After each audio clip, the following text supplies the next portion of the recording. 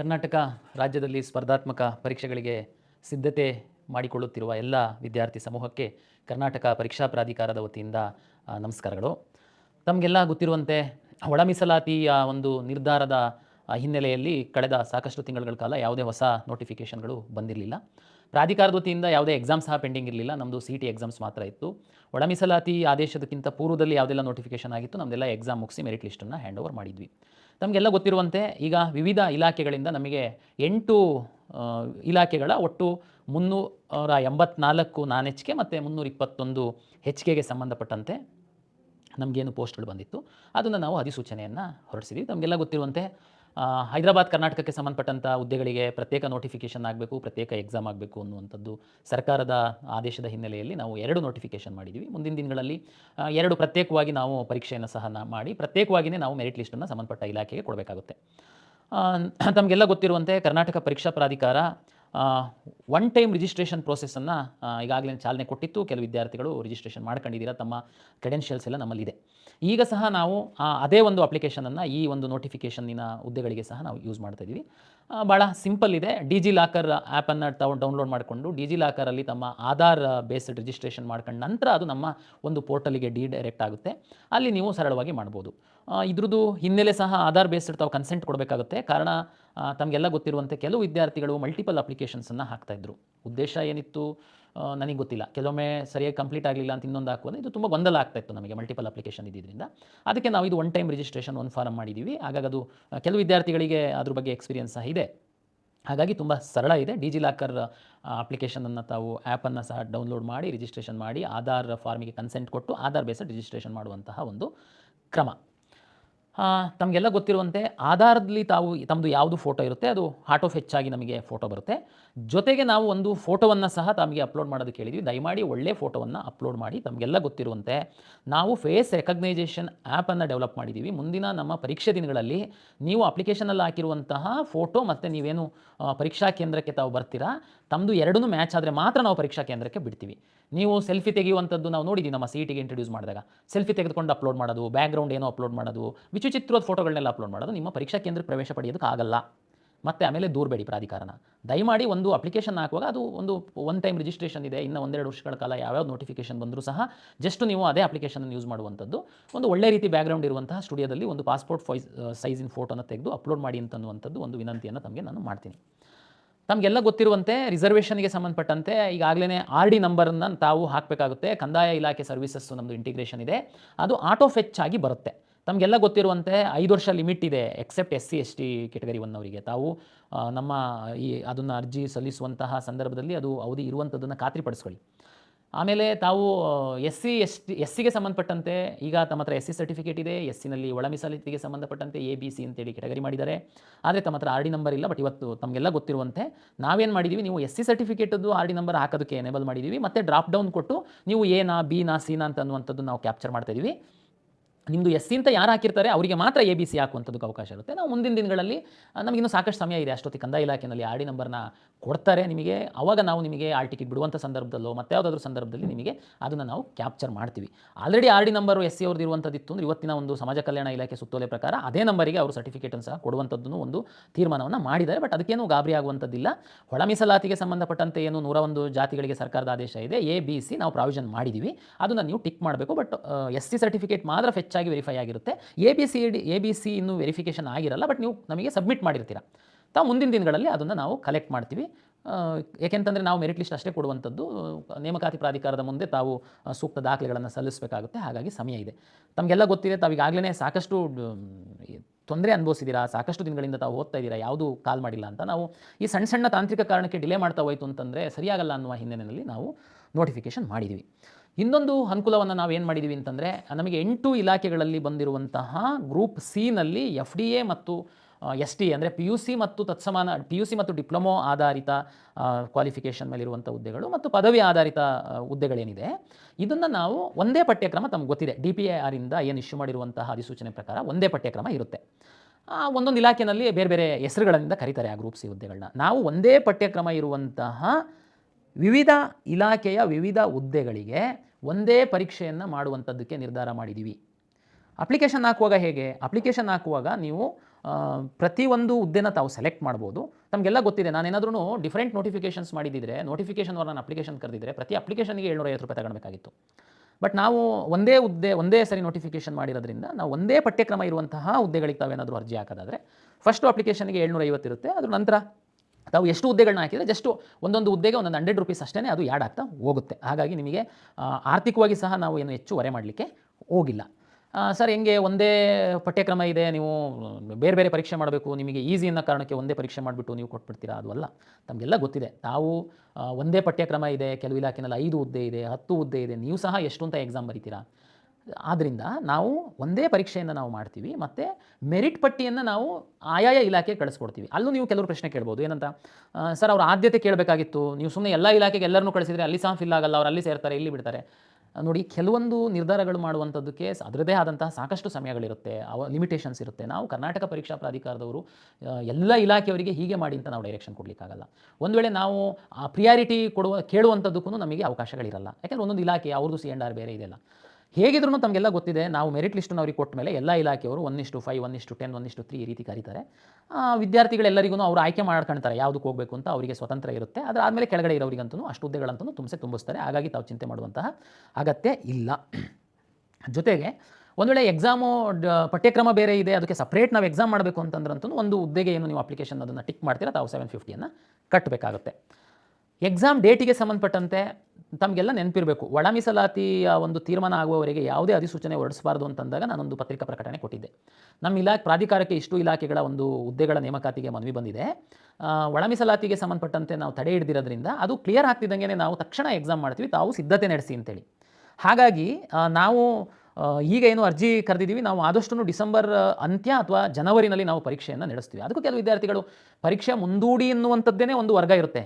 ಯಾವಾಗ ನೀವು 1 ವರ್ಷ ಬಿಟ್ಟು ಒಂದು ಎಕ್ಸಾಮ್ ಶೆಡ್ಯೂಲ್ ಮಾಡಿದ್ರು ಮುಂದೂಡಿ, ಆ ಮುಂದೂಡಿ ಎನ್ನುವಂಥದ್ದಕ್ಕೆ ಅವ್ರದ್ದೇ ಆದಂಥ ಸಾಕಷ್ಟು ರೀಸನ್ಗಳಿರುತ್ತೆ. ಬಟ್ ಆದರೆ ನಮಗೆ ಎಲ್ಲ ವಿದ್ಯಾರ್ಥಿಗಳ ಒಂದು ಹಿತದೃಷ್ಟಿಯಿಂದ ನಾವು ಕೆಲವೊಂದು ತೀರ್ಮಾನ ಮಾಡಿಕೊಡ್ಬೇಕಾಗುತ್ತೆ. ಅದಕ್ಕೆ ನಾನು ಹೇಳ್ತಿರೋದು, ಕೆಲವರಿಗೆ 10 ವರ್ಷ ಕೊಟ್ಟರು ತಮಗೆ ಸಮಯ ಸಾಕಾಗಲ್ಲ. ಹಾಗಾಗಿ ನಾನು ಈ ಹಿಂದೆನೇ ತಾವು ಅಧಿಕೃತವಾಗಿ ನೋಡ್ಬೋದು, ನಮ್ಮ ವೆಬ್ಸೈಟಲ್ಲಿ ಹಾಕಿದ್ದೀವಿ, ಪತ್ರಿಕೆಯಲ್ಲಿ ಬಂದಿದೆ, ಇಷ್ಟು ಇಲಾಖೆ, ಅದೇ ಇಲಾಖೆಗಳಿಗೂ ನಾವೀಗ ನೋಟಿಫಿಕೇಶನ್ ಮಾಡಿರುವಂಥದ್ದು. ಹಾಗಾಗಿ ನಾವು ಡಿಸೆಂಬರ್ ಅಂತ್ಯ ಜನವರಿನಲ್ಲಿ ಪರೀಕ್ಷೆಯನ್ನು ನಡೆಸುವಂಥದ್ದಕ್ಕೆ ಸಿದ್ಧತೆಯನ್ನು ಮಾಡಿಕೊಳ್ತಾ ಇದ್ದೀವಿ. ಹಾಗಾಗಿ ದಯಮಾಡಿ ತಾವು ಯಾರು ಈ ಕ್ಷೇತ್ರದಲ್ಲಿ ಅಭ್ಯಾಸ ಮಾಡ್ತಾ ಇದ್ದಾರೆ ತೀವ್ರತರವಾಗಿ ಸ್ಟಡಿ ಮಾಡಿ ಅಂತನ್ನುವಂಥದ್ದು. ಮತ್ತು ಪರೀಕ್ಷೆಯನ್ನು ನೀವು ಯಾರೋ ಒಂದು 10 ವಿದ್ಯಾರ್ಥಿಗಳು ಸೋಷಿಯಲ್ ಮೀಡಿಯಾದಲ್ಲಿ ಪೋಸ್ಟ್ ಮಾಡ್ತಿದ್ದಂಗೆ ನನ್ನ ನಿರ್ಧಾರ ಬದಲಾವಣೆ ಮಾಡುವಂಥದ್ದಕ್ಕೆ ಸಾಧ್ಯ ಇಲ್ಲ. ಅದಕ್ಕಾದಂಥ ಸಾಕಷ್ಟು ಕಾರಣಗಳಿರ್ತವೆ. ಈಗಲೇ ನಾನು ಡಿಸೆಂಬರ್ ಅಂತ್ಯ ಜನವರಿ ಅಂತ ಹೇಳ್ತಿರುವಂಥದ್ದು ಕಾರಣ ಏನು ಅಂತಂದರೆ, ನಮಗೆ ಓನ್ಲಿ ಭಾನುವಾರ ಮಾತ್ರ ಪರೀಕ್ಷೆ ಮಾಡುವಂಥದ್ದಕ್ಕೆ ಅವಕಾಶ ಇದೆ. ತುಂಬ ಕಷ್ಟಪಟ್ಟು ರಿಕ್ವೆಸ್ಟ್ ಮಾಡಿದರೆ ಶನಿವಾರ ಮಧ್ಯಾಹ್ನದಲ್ಲಿ ಮಾಡೋದಕ್ಕೆ ಅನುಮತಿ ಕೊಡ್ತಾರೆ. ಎಕ್ಸಾಮಿನೇಷನ್ ಸೆಂಟರ್ಗಳು ಬೇಕಾಗುತ್ತೆ. ಇದೇ ಸಂದರ್ಭದಲ್ಲಿ KPSC, UPSC, SSB, railway board ಎಲ್ಲ ಎಕ್ಸಾಮ್ ಮಾಡ್ತಾ ಇರ್ತಾರೆ. ನಾವು ಯಾವುದೋ ಒಂದು ಡೇಟನ್ನು ತುಂಬ ಕಷ್ಟಪಟ್ಟು ಪ್ಲಾನ್ ಮಾಡಿ ಅವರಿಗೆಲ್ಲ ರಿಕ್ವೆಸ್ಟ್ ಮಾಡಿ ಎಲ್ಲ ಜಿಲ್ಲೆಗಳಿಗೆ ಲೆಟ್ರ್ ಬರೆದು ನಾವು ಒಂದು ಬುಕ್ ಮಾಡಿದ ಮೇಲೆ ಯಾರೋ ಒಂದು 10 ವಿದ್ಯಾರ್ಥಿಗಳಲ್ಲಿ ಸೋಷಿಯಲ್ ಮೀಡಿಯಾದಲ್ಲಿ ಹಾಕ್ಬಿಟ್ಟು ಪೋಸ್ಟ್ಪೋನ್ ಮಾಡಿ ಅದಕ್ಕೆಲ್ಲ ಅವಕಾಶ ಇಲ್ಲ. ನಾವು ಇಲ್ಲಿವರೆಗಂತೂ ಯಾವುದೂ ಮಾಡಿಲ್ಲ, ಮುಂದೆನೂ ಸಹ ನಾವು ಮಾಡಲ್ಲ. ನಾವು ವಿದ್ಯಾರ್ಥಿಗಳ ಹಿತದೃಷ್ಟಿ, ಕೆಲವು ವಿದ್ಯಾರ್ಥಿಗಳಲ್ಲ, ಬಹುತೇಕ ವಿದ್ಯಾರ್ಥಿಗಳ ಹಿತದೃಷ್ಟಿಯಿಂದ ನಾವು ಕೆಲವು ತೀರ್ಮಾನ ಮಾಡಿದಾಗ ಇಲ್ಲಿವರೆಗೆ ಅದಕ್ಕೆ ನಾವು ಭದ್ರಾಗಿದ್ದೀವಿ, ಮುಂದೆ ಸಹ ನಾವು ಭದ್ರಾಗಿರ್ತೀವಿ ಅಂತ ಈ ಮಾತನ್ನು ಹೇಳ್ತಾ, ಅಂತಿಮವಾಗಿ ಪಾರದರ್ಶಕತೆ. ಸಾಕಷ್ಟು ವಿದ್ಯಾರ್ಥಿಗಳು 24 ಅವರ್ಸು ತಾವು ಊರನ್ನು ಬಿಟ್ಟು ಬಂದು ಬೇರೆ ಬೇರೆ ಕೋಚಿಂಗ್ ಸೆಂಟ್ರ್ ಸೇರಿ ಓದ್ತಾ ಇದ್ದೀರಾ. ನಿಮಗೆ ಅಂತಿಮವಾಗಿ ಏನು ನೀವು ಕಷ್ಟಪಟ್ಟಿರೋವಂಥದ್ದಕ್ಕೆ ನಿಮಗೆ ಪಾರದರ್ಶಕವಾಗಿ ಪರೀಕ್ಷೆ ಆಗಬೇಕು, ಫಲಿತಾಂಶ ಬರಬೇಕು, ನೇಮಕಾತಿ ಆಗಬೇಕು. ತಮಗೆಲ್ಲ ಗೊತ್ತಿದೆ, ವಿಲೇಜ್ ಅಕೌಂಟೆಂಟಲ್ಲಿ 1,000 ಹುದ್ದೆಗಳಿತ್ತು, 5 ಲಕ್ಷದಷ್ಟು ವಿದ್ಯಾರ್ಥಿಗಳು ಅರ್ಜಿ ಹಾಕಿದ್ರಿ. ಅವಾಗ 1,000 ಜನ ಟಾಪರ್ಸಿಗೆ ಉದ್ಯೋಗ ಸಿಗುತ್ತೆ. ಉಳಿದವರು ಬಾರ್ಡ್ರಲ್ಲಿ 1 ಮಾರ್ಕ್ಸು, ಅರ್ಧ ಮಾರ್ಕ್ಸಲ್ಲಿ ಸಹ ಹೋಗ್ತಾರೆ. ಖಂಡಿತ ಅವರಿಗೆ ಬೇಜಾರು ಇದ್ದೇ ಇರುತ್ತೆ. ಅದರಲ್ಲಿ ಕೆಲವು ಪರ್ಸೆಂಟು ವಿದ್ಯಾರ್ಥಿಗಳು ಬೇರೆ ಬೇರೆ ರೀತಿಯ ಅಸಮಾಧಾನ ಸಹ ಹೊರಗಡೆ ಹಾಕ್ತಾರೆ. ಬಟ್ ಏನು ಮಾಡೋದು, ಅಷ್ಟು ಕಾಂಪಿಟೇಷನ್ ಇದೆ, ಹುದ್ದೆಗಳು ಕಡಿಮೆ ಇರುತ್ತೆ. ಹಾಗಾಗಿ ನಾವು ನಮ್ಮ ಶಕ್ತಿ ಮೀರಿ 100% 99 ಅಲ್ಲ 100% ಪಾರದರ್ಶಕವಾಗಿ ಪರೀಕ್ಷೆ ನಡೆಸಿ ನಾವು ಫಲಿತಾಂಶವನ್ನು ಕೊಡುವಂಥದ್ದಕ್ಕೆ ಏನೆಲ್ಲ ಬೇಕೋ ಆ ವ್ಯವಸ್ಥೆಗಳನ್ನ ನಾವು ಮಾಡ್ಕೊಂಡು ಬಂದಿದ್ದೀವಿ. ಅದನ್ನು ತಮಗೆಲ್ಲರಿಗೂ ಗೊತ್ತಿದೆ, ಅದನ್ನು ನಾವು ಮುಂದುವರಿಸ್ತೀವಿ. ವಿಧಾನ ಪರಿಷತ್ ಪರೀಕ್ಷೆಯಲ್ಲಿ ಮೊದಲ ಬಾರಿಗೆ ನಾವು OMR ಶೀಟಲ್ಲಿ 5 ಬಬಲ್ಗಳನ್ನು, ಅಂದರೆ 5 ಸರ್ಕಲ್ಗಳನ್ನು ನಾವು ಇಂಟ್ರೊಡ್ಯೂಸ್ ಮಾಡಿದ್ವಿ. ತಮಗೆಲ್ಲ ಗೊತ್ತು, ಒಂದು ಪ್ರಶ್ನೆಗೆ 4 ಉತ್ತರಗಳಿರುತ್ತೆ, ಅದರಲ್ಲಿ ಯಾವುದಾದ್ರೂ ಒಂದು ಸರಿ ಉತ್ತರವನ್ನು ತಾವು ಹಾಕಬೇಕು. 1/4 ಯಾರೂ ಯಾವುದೂ ಆನ್ಸರ್ ಮಾಡಲಿಲ್ಲ ಅಂತಂದರೆ 1/4 ಮಾರ್ಕ್ಸನ್ನು ನಾವು ಕಟ್ ಮಾಡ್ತೀವಿ. ಅಂದರೆ ನೆಗೆಟಿವ್ ವ್ಯಾಲ್ಯೂಯೇಷನ್ ಇತ್ತೀಚಿನ ಎಲ್ಲ ಪರೀಕ್ಷೆಗಳಲ್ಲಿ ಇರುವಂಥದ್ದು. ಕೆಲವು ವಿದ್ಯಾರ್ಥಿಗಳು ನೆಗೆಟಿವ್ ವ್ಯಾಲ್ಯೂಯೇಷನ್ ಇರುವಂಥ ಕಾರಣಕ್ಕೆ ಆನ್ಸರ್ ಗೊತ್ತೇ ಇಲ್ಲ ಅಂತಂದರೆ ತಾವೆಲ್ಲದನ್ನು ಬಿಟ್ಬಿಡ್ತಿದ್ರಿ. ಅದು ಸಹಜ ಸಹ, ಇಲ್ಲಾಂದರೆ ಮಿಸ್ ಆಗಿ ತಪ್ಪಾಗ್ಬಿಡ್ತು ಅಂದರೆ 1/4 ಕಟ್ ಆಗುತ್ತೆ ಅಂತ. ಕೆಲವು ವಿದ್ಯಾರ್ಥಿಗಳು ಮಧ್ಯವರ್ತಿಗಳು ವಿದ್ಯಾರ್ಥಿಗಳಿಗೆ ಅಪ್ರೋಚ್ ಆಗಿ ನೀವೇನು ಚಿಂತೆ ಮಾಡಬೇಡಿ, ನೀವು ಯಾವುದು ಬಿಟ್ಟಿರ್ತೀರಾ ನಾವು ಅಲ್ಲಿ ತುಂಬಿಸ್ತೀವಿ, ಹಾಗೆ ಮಾಡ್ತೀವಿ, ಈಗ ಮಾಡ್ತೀವಿ ಅಂತ ಸುಮ್ಮನೆ ಅವರಿಗೆ ಮೋಸ ಮಾಡ್ತಾಯಿದ್ರು. ಅವರಿಗೆ ಯಾರೂ ಪರಿಚಯ ಇಲ್ಲ, ತುಂಬಿಸ್ಲಿಕ್ಕೆ ಸಾಧ್ಯ ಇಲ್ಲ, ನಾವು ಕೆ ಎ ಒಳಗಡೆ ಅವ್ರಿಗೆ ಬಿಟ್ಕೊಳ್ಳೋದು ಇಲ್ಲ, ನಮ್ಮದು ಅದು ಎಲ್ಲ ಹೈ ಸ್ಟ್ಯಾಂಡರ್ಡ್ ಸೆಕ್ಯೂರಿಟಿ ಮೆಜರ್ಸ್ ಎಲ್ಲ ಅಳವಡಿಸ್ಕೊಂಡು ನಾವು ಮಾಡ್ತಾ ಇರುವಂಥದ್ದು, ಅದು ಯಾವುದಕ್ಕೆ ಅವಕಾಶ ಇಲ್ಲ. ಬಟ್ ಆದ್ರೂ ಕೆಲವು ವಿದ್ಯಾರ್ಥಿಗಳಿಗೆ ಎಲ್ಲೋ ಒಂದು ಸಣ್ಣ ಅನುಮಾನ ಇದ್ದೇ ಇರುತ್ತೆ. ಹೌದಲ್ಲ, ಅವ್ರು ಯಾರೋ ಹೇಳ್ತಾ ಇದ್ದಾರೆ ಅಂದರೆ ಏನಾದರೂ ಇರ್ಬೋದಲ್ವಾ ಈ ವ್ಯವಸ್ಥೆ ಒಳಗಡೆ. ಅದಕ್ಕೆ ಅನುಮಾನನೇ ಬೇಡ. ಅದಕ್ಕೆ ನಾನು 5ನೇ ಬಬಲ್ ಇಂಟ್ರೊಡ್ಯೂಸ್ ಮಾಡಿದ್ದೀನಿ. 4 ಉತ್ತರಕ್ಕೆ 4 1 2 3 4 ಇರುತ್ತೆ, 5th ಒಂದು ಇರುತ್ತೆ. ಆಯಿತು, ನಿಮಗೆ ಉತ್ತರ ಗೊತ್ತಿಲ್ಲ, ಯಾವುದು ಉತ್ತರ ಗೊತ್ತಿಲ್ಲ, 5ನೇ ಬಬಲ್ ಟಿಕ್ ಮಾಡಿ. ಇಲ್ಲ ಸರ್, ನೀವು ಕೊಟ್ಟಿರೋ ಸಮಯದಲ್ಲಿ ಅದು ಟಿಕ್ ಮಾಡೋಕ್ಕೆ ಹೋದರೆ ನಮಗೆ ಅನ್ಯಾಯ ಆಗುತ್ತೆ. ನಾವು ಲಾಸ್ಟ್ ಬೆಲ್ ಆದಮೇಲೆ ನಿಮಗೆ 5 ಮಿನಿಟ್ಸ್ ಟೈಮ್ ಕೊಡ್ತೀವಿ ಅಂತ ನಾವು ಡಿಸೈಡ್ ಮಾಡಿದ್ದೀವಿ. 5 ಮಿನಿಟ್ಸು ನೀವು ಮ್ಯಾಕ್ಸಿಮಮ್ 25% ಅಷ್ಟು ಆನ್ಸರ್ ಗೊತ್ತಿಲ್ಲ ಅಂತಂದರೆ ಅಷ್ಟು ಕ್ವಶನ್ಸ್ ನೀವು ಬಬಲ್ ಮಾಡೋದಕ್ಕೆ 5 ನಿಮಿಷ ತುಂಬ ಜಾಸ್ತಿ ಆಯಿತು. ನಾವು ಅದನ್ನೆಲ್ಲ ನಾನೇ ಸ್ವತಃ ಬಬಲ್ ಮಾಡಿ 1 ನಿಮಿಷಕ್ಕೆ ಎಷ್ಟು ಬಬಲ್ ಮಾಡ್ಬೋದು ಅನ್ನುವಂಥದ್ದು ನೋಡಿ ಡಿಸೈಡ್ ಮಾಡಿದ್ದೀವಿ. ಹಾಗಾಗಿ ವಿದ್ಯಾರ್ಥಿಗಳಲ್ಲಿ ವಿನಂತಿ, ದಯಮಾಡಿ ತಾವು ಇದಕ್ಕೆ ಸಹಕಾರ ನೀಡಿ. ನಿಮಗೆ ಗೊತ್ತಿಲ್ಲ ಅಂತಂದರೆ 5ನೇ ಬಬಲನ್ನು ಟಿಕ್ ಮಾಡಿ. ಕೆಲವು ವಿತಂಡ ಮಾಡುವಂತಹ ವಿದ್ಯಾರ್ಥಿಗಳು ಇರ್ತಾರೆ, ಇಲ್ಲ ನಾನು ತುಂಬಲ್ಲ, ಓಕೆ, ನೋ ಪ್ರಾಬ್ಲಮ್. ನಾವು ಎಲ್ಲ ರೂಮ್ ಸೂಪರ್ವೈಸರ್ಸು ಏನು ಇನ್ವಿಜಿಲೇಟರ್ ಇರ್ತಾರೆ ಅವರಿಗೆ ಕ್ಲಿಯರ್ ಇನ್ಸ್ಟ್ರಕ್ಷನ್ಸ್ ಕೊಟ್ಟಿದ್ದೀವಿ. ಬೆಲ್ಲಾದ ನಂತರ 5 ನಿಮಿಷ ಟೈಮ್ ಕೊಡಬೇಕು. ಆದಷ್ಟು ಯಾವುದೂ ಬಬಲ್ನ ಅವನು ಬಾಕಿ ಇಲ್ದಿರೋ ಥರ ನೀವು ಎನ್ಶೋರ್ ಮಾಡಬೇಕು, ನೋಡಿ ತುಂಬಿಸ್ಬೇಕು ಅಂತ. ಆದರೂ ಯಾರಾದರೂ ಒಬ್ಬರು ವಿದ್ಯಾರ್ಥಿಗಳು ತುಂಬಲ್ಲ, 5ನೇ ಬಬಲ್ ತುಂಬಲ್ಲ, ನೋ ಪ್ರಾಬ್ಲಮ್, ನಾವೇನು ತಲೆಬಿಸಿ ಇಲ್ಲ. ನೀವು ತುಂಬಿಲ್ಲ ಅದಕ್ಕೆ ಸಹ 1/4 ಕಟ್ ಮಾಡ್ತೀವಿ ನಾವು. ಅಲ್ಲಿಗೆ ನೀವು ಯಾವುದಾದ್ರೂ ಗೊತ್ತಿಲ್ಲ ಅಂತಂದರೆ 5th ತುಂಬಿ, ನಾನು ತುಂಬೋದಿಲ್ಲ, ಓಕೆ, ನೋ ಪ್ರಾಬ್ಲಮ್, ನಾವು ಅದಕ್ಕೆ ಸಹ 1/4 ತುಂಬ್ತೀವಿ. ನಾವು ಕ್ಲಿಯರ್ ಇನ್ಸ್ಟ್ರಕ್ಷನ್ಸು ನೋಟಿಫಿಕೇಷನಲ್ಲಿ ಕೊಟ್ಟಿದ್ದೀವಿ, ಪೇಪರ್ ಅಡ್ವರ್ಟೈಸ್ಮೆಂಟಲ್ಲಿ ಕೊಟ್ಟಿದ್ದೀವಿ, ನೆಕ್ಸ್ಟ್ OMR ಶೀಟಲ್ಲಿ ಸಹ ಕೊಡ್ತೀವಿ. ಹಾಗಾಗಿ ನಾವು ಏನು ಬಾದರ್ ಮಾಡಲ್ಲ. ಬಟ್ ನಿಮಗೆ ಒಂದು ರಿಕ್ವೆಸ್ಟ್ ಮಾಡ್ತಾ ಇದ್ದೀವಿ, ಇದು ಪಾರದರ್ಶಕತೆಯ ಒಂದು ಹೆಜ್ಜೆ ಆಗಿರೋದ್ರಿಂದ ತಾವು ದಯಮಾಡಿ ಸಹಕಾರ ನೀಡಿ. ಯಾರು ಅರ್ಹರಿದ್ದಾರೆ, ಯಾರು ಕಷ್ಟಪಟ್ಟು ಓದಿದ್ದಾರೆ ಅವರಿಗೆ ಒಂದು ಉದ್ಯೋಗ ಸಿಕ್ಕಲಿ. ಇದರಲ್ಲಿ ಯಾವುದೇ ಅನುಮಾನಗಳು ಬೇಡ ಅಂತ. ಇಲ್ಲಾಂದ್ರೆ ತುಂಬಿಲ್ಲ ಅಂತಂದರೆ ಆಗ್ತಿತ್ತಾ, ಇಲ್ಲ, ಖಂಡಿತ ಇಲ್ಲ. ಬಟ್ ಆದರೆ ಅನುಮಾನ ಇತ್ತು ಕೆಲವು ವಿದ್ಯಾರ್ಥಿಗಳಲ್ಲಿ, ಆ ಅನುಮಾನಕ್ಕೂ ಎಡೆ ಮಾಡಿಕೊಡಬಾರ್ದು ಅಂತನ್ನುವಂಥದ್ದಕ್ಕೆ ನಾವು ಮಾಡಿದ್ದೀವಿ. ಮತ್ತು ಮುಂದುವರೆದು ತಮಗೆಲ್ಲ ಗೊತ್ತಿದೆ, ನಾವು ಇತ್ತೀಚಿನ ಪರೀಕ್ಷೆಗಳಲ್ಲಿ ಸೆಂಟರ್ ವಾರು ಎಲ್ಲ OMR ಶೀಟ್ಗಳು ನಾವು ವೆಬ್ಸೈಟಲ್ಲಿ ಅಪ್ಲೋಡ್ ಮಾಡ್ತಾ ಇದ್ದೀವಿ. ನೀವೇ ವ್ಯಾಲ್ಯೂಯೇಷನ್ ಮಾಡ್ಕೊಂಡ್ಬಿಡಿ. ಕೆಲವು ವಿದ್ಯಾರ್ಥಿಗಳು ಪಾಪ ಬೆಂಗಳೂರಿಗೆ ಬಂದಿರ್ತೀರಾ, ಇಲ್ಲಿ ಸಾಕಷ್ಟು ಹಣ ವ್ಯಯ ಮಾಡಿರ್ತೀರಾ, ಬಟ್ ಸಕ್ಸಸ್ ಆಗ್ತಾ ಇರಲ್ಲ ಬೇರೆ ಬೇರೆ ಕಾರಣಗಳಿಗೋಸ್ಕರ. ಬಟ್ ಅದನ್ನೇ ನೇರವಾಗಿ ಮನೆಯವರಿಗೆ ಹೇಳಲಿಕ್ಕಾಗಲ್ಲ, ಸಾಕಷ್ಟು ಖರ್ಚು ಮಾಡಿರ್ತೀರಾ. ಹಾಗಾಗಿ ಸರಿ ತುಂಬ ಚೆನ್ನಾಗಿ ಎಕ್ಸಾಮ್ ಮಾಡಿದ್ವಿ, ಏನೇನೋ ಮೋಸ ಆಗಿಬಿಡ್ತು ಅಂತ. ಅದಕ್ಕೆ ಇಲ್ಲ, ನಿಮ್ಮ ಮನೆಯವರು ಸಹ ನಿಮ್ಮದು ರಿಜಿಸ್ಟರ್ ನಂಬರ್, ನೀವು ಉದಾಹರಣೆಗೆ ಯಾವುದೋ ಒಂದು ಪರೀಕ್ಷಾ ಕೇಂದ್ರದಲ್ಲಿ ಎಕ್ಸಾಮ್ ಬರೆದಿದ್ದೀರಾ ಅಂತಂದರೆ ನಮ್ಮ ವೆಬ್ಸೈಟಿಗೆ ಹೋಗಲಿ, ಚೆಕ್ ಮಾಡಲಿ. ನಿಮ್ಮ ಮನೆಯವರು ಸಹ ನಿಮ್ಮದು OMR ನೋಡ್ಬೋದು, ನೀವು ನಿಮ್ಮ ಫ್ರೆಂಡ್ಸ್ OMR ನೋಡ್ಬೋದು. ಹಾಗಾಗಿ ಯಾವುದು ಮುಚ್ಚಿಟ್ಟು ಮಾಡುವಂಥದ್ದು ಇಲ್ಲವೇ ಇಲ್ಲ. ಅಷ್ಟು ಪಾರದರ್ಶಕವಾಗಿ ಮಾಡುವಂಥದ್ದಕ್ಕೆ ಪ್ರಾಧಿಕಾರ ಎಲ್ಲ ಸಿದ್ಧತೆಯನ್ನು ಮಾಡಿಕೊಂಡಿದೆ. ಹಾಗಾಗಿ ಯಾರು ಕಷ್ಟಪಟ್ಟು ಓದ್ತಾ ಇದ್ದೀರಾ ತಮಗೆ ಉದ್ಯೋಗ ಸಿಗುತ್ತೆ. ತಾವು ಶ್ರಮಪಟ್ಟು ಅಭ್ಯಾಸ ಮಾಡಿ ಅಂತೇಳಿ ಹೇಳ್ತಾ, ನಮಗೆ ಕೆಲವರಿಗೆ ಏನು ಕ್ವಾಲಿಫಿಕೇಷನ್ನು ಮತ್ತೊಂದು ಇದು ವರ್ಗೀಕರಣ, ಕರ್ನಾಟಕ ಪರೀಕ್ಷಾ ಪ್ರಾಧಿಕಾರ ವಿವಿಧ ಇಲಾಖೆಗಳು ಏನು ರೋಸ್ಟರ್ನ ಮಾಡಿ ನಮಗೆ ಹುದ್ದೆಗಳ ವರ್ಗೀಕರಣ ಮಾಡಿ ನಮಗೆ ಕೊಡ್ತಾರೆ, ಮತ್ತು ಯಾವ ಹುದ್ದೆಗೆ ಏನು ಕ್ವಾಲಿಫಿಕೇಷನ್ ಅಂತೇಳಿ ನಮಗೆ ತಿಳಿಸ್ತಾರೆ.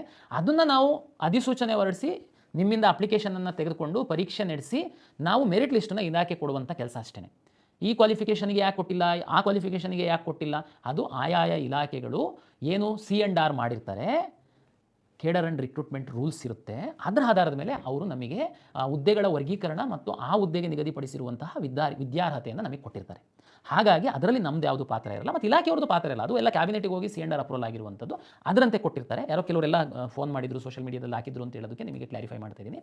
ಹಾಗಾಗಿ ಈಗ ಮತ್ತೆ ಕರ್ನಾಟಕ ಪರೀಕ್ಷಾ ಪ್ರಾಧಿಕಾರಕ್ಕೆ ಇಲ್ಲಿವರೆಗೆ ಅಂದರೆ ನಿನ್ನೆವರೆಗೆ ಯಾವ ಇಲಾಖೆಯವರು ನಮಗೆ ಕೊಟ್ಟಿದ್ರು ಅದನ್ನು ನಾನು ಪಬ್ಲಿಷ್ ಮಾಡಿದ್ದೀನಿ, ಒಳ ಮೀಸಲಾತಿ ಅಳವಡಿಸಿ. ಇನ್ನು ಯಾವುದೂ ಇಲ್ಲ. ನಮ್ಮದು ಯಾವುದಾದ್ರೂ ಇಲಾಖೆಗಳದ್ದು ಬಂತು ಅಂತಂದರೆ ನಾನು ಅಧಿಸೂಚನೆಯನ್ನು ಹೊರಡಿಸ್ತೀನಿ. ಸರ್ಕಾರ ಕ್ಲಿಯರೆನ್ಸ್ ಕೊಟ್ಟಿದೆ, ಹಂತವಾಗಿ ಬರ್ತಾ ಹೋಗ್ಬೋದು. ಹಾಗಾಗಿ ಏನು ಸ್ಪರ್ಧಾತ್ಮಕ ಪರೀಕ್ಷೆಗೆ ಸಿದ್ಧತೆಯನ್ನು ನಡೆಸ್ತಿರುವಂಥವ್ರು ತಾವು ಕಂಟಿನ್ಯೂ ಮಾಡಿ, ತಮಗೆ ಯಶಸ್ಸು ಸಿಗುತ್ತೆ. ಗಾಳಿ ಸುದ್ದಿಗಳಿಗೆ ಕಿವಿ ಕೊಡಬೇಡಿ. ಯಾರಾದರೂ ಮಧ್ಯವರ್ತಿಗಳು ಅವರು ಇವರು ನಿಮಗೆ ಏನಾದರೂ ಆಸೆ ಆಮಿಷ ತೋರಿಸೋದಕ್ಕೆ ಬಂದರೆ ದಯಮಾಡಿ ನಂಬೇಡಿ. ಸಾಧ್ಯ ಆದರೆ ನಮಗೆ ಗಮನಕ್ಕೆ ತಂದು ನಾವು ಅವ್ರನ್ನ ವಿಚಾರಿಸ್ಕೊಳ್ತೀವಿ. ಬಟ್ ನೀವು ಮಾತ್ರ ನಾವು ಪಾರದರ್ಶಕತೆಯಲ್ಲಿ ಯಾವುದೇ ಒಂದು ಕಾಂಪ್ರಮೈಸ್ ಇಲ್ಲ. ಹಾಗಾಗಿ ತಾವು ಧೈರ್ಯವಾಗಿ ಓದ್ಬೋದು ಅಂತೇಳಿ ಪ್ರಾಧಿಕಾರದ ಒಂದು ಕಾರ್ಯನಿರ್ವಾಹಕ ನಿರ್ದೇಶಕನಾಗಿ ನಿಮಗೆ ಒಂದು ಭರವಸೆಯನ್ನು ನೀಡ್ತಾ, ಎಲ್ಲರಿಗೂ ಯಶಸ್ಸು ಸಿಗಲಿ. ಯಾವುದೇ ಅನುಮಾನ ಇಲ್ಲದೆ ತಾವು ಅಪ್ಲಿಕೇಶನ್ ತುಂಬಿ, ಆಮೇಲೆ ಪ್ರತಿ ಅಪ್ಲಿಕೇಶನ್ ತುಂಬುವಂತಹ ಸಂದರ್ಭದಲ್ಲಿ ನಮಗೆ ಅಪ್ಲಿಕೇಶನ್ ಹಾಕುವಾಗ ತಪ್ಪು ಹಾಕುವಂಥದ್ದು ಎಡಿಟ್ ದಯಮಾಡಿ ಫೈನಲ್ ಸಬ್ಮಿಟ್ ಅಂತೇಳಿ ಒಂದು ಬಟನ್ ಇದೆ. ಆ ಫೈನಲ್ ಸಬ್ಮಿಟ್ ಮಾಡೋದಕ್ಕೆ ಮೊದಲು ತಾವು ವಾಪಸ್ ಹೋಗಿ ಎಲ್ಲ ಅಪ್ಲಿಕೇಶನ್ ಎಲ್ಲ ಕಾಲಮನ್ನು ನೋಡಿ ಕರೆಕ್ಟ್ ಇದೆ ಅಂತಂದರೆ ಫೈನಲ್ ಸಬ್ಮಿಟ್ ಮಾಡಿ. ಫೈನಲ್ ಸಬ್ಮಿಟ್ ಮಾಡಿದ ನಂತರ ಮತ್ತೆ ನಾವು ಎಡಿಟಿಗೆ ಕೊಡಲ್ಲ. ಯಾಕೆಂದರೆ ಅಲ್ಲಿವರೆಗೆ ನಾವು ಏನೆಲ್ಲ ನೀವು ಮಾಡ್ಕೊಳಕ್ಕಿದೆ. ದಯಮಾಡಿ ಫೈನಲ್ ಸಬ್ಮಿಟ್ ಮಾಡೋದಕ್ಕೆ ಮೊದಲು ಕರೆಕ್ಟ್ ನೋಡ್ಕೊಳ್ಳಿ ಎಲ್ಲದೂ ನಿಮ್ಮ ಒಂದು ಕ್ರೆಡೆನ್ಷಿಯಲ್ಸ್ ಅಂತೇಳಿ ವಿನಂತಿಯನ್ನು ಮಾಡಿಕೊಳ್ತಾ, ಎಲ್ಲ ಸ್ಪರ್ಧಾತ್ಮಕ ಪರೀಕ್ಷೆಗೆ ಸಿದ್ಧತೆ ನಡೆಸಿರುವಂತಹ ವಿದ್ಯಾರ್ಥಿಗಳಿಗೆ ಕರ್ನಾಟಕ ಪರೀಕ್ಷಾ ಪ್ರಾಧಿಕಾರದಿಂದ ಮತ್ತೊಮ್ಮೆ ನಮಸ್ಕಾರಗಳು.